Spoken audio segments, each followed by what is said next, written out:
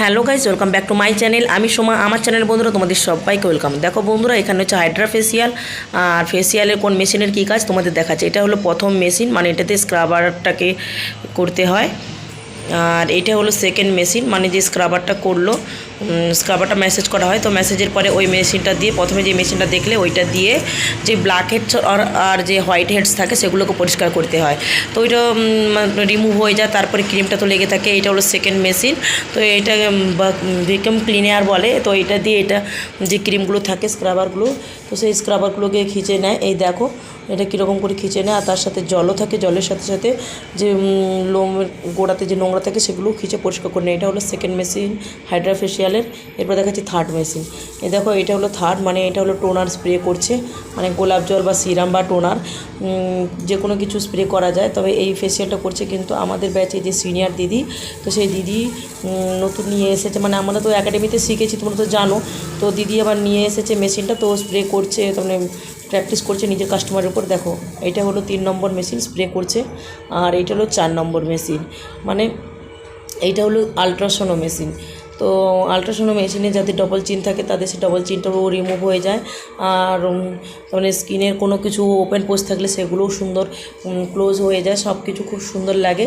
তো এইটা করতে হয় ক্রিম লাগানোর পরে। ক্রিমটাকে যখন অ্যাপ্লাই হয়ে যায় তারপরে এই আলট্রাসোনো মেশিনটাকে নিচের থেকে, মানে চিন এরিয়া থেকে উপর দিকে খিঁচতে হয়, আর ফোরহেড থেকে নিচের দিকে করতে হয়। এটা হলো এই মেশিনটার কাজ। এটা হলো 4 নম্বর মেশিন।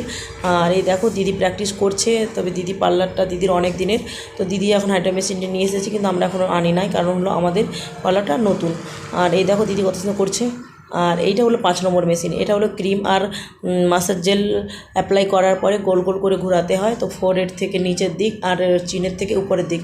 এ দেখো দিদি প্র্যাকটিস করছে। আর দিদি যেহেতু অনেক দিনের পুরনো পার্লার, তাই দিদি নিয়ে এসেছে মেশিনটা। আর এই দেখো এটা হলো সবথেকে, না এটা হলো 6 নম্বর মেশিন। এরপরে আর একটা আছে, সেটা হলো মাস্ক, এলইডি মাস্ক। আর এটা হলো কি বরফের মতো নিয়ে, এটা হলো কোল্ড মেশিন।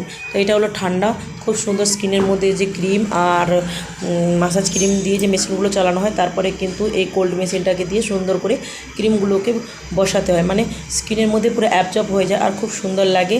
আর যেহেতু আমি ফেসিয়াল করেছি, তোমরা আমার ভিডিওগুলোতে দেখেছো, আমিও করেছি নিজের ফেসের উপর, আর আমিও প্র্যাকটিস করেছি। তো সত্যি খুব ভালো আর খুব সুন্দর। দেখো এইটা হলো কত সুন্দর ঠান্ডা।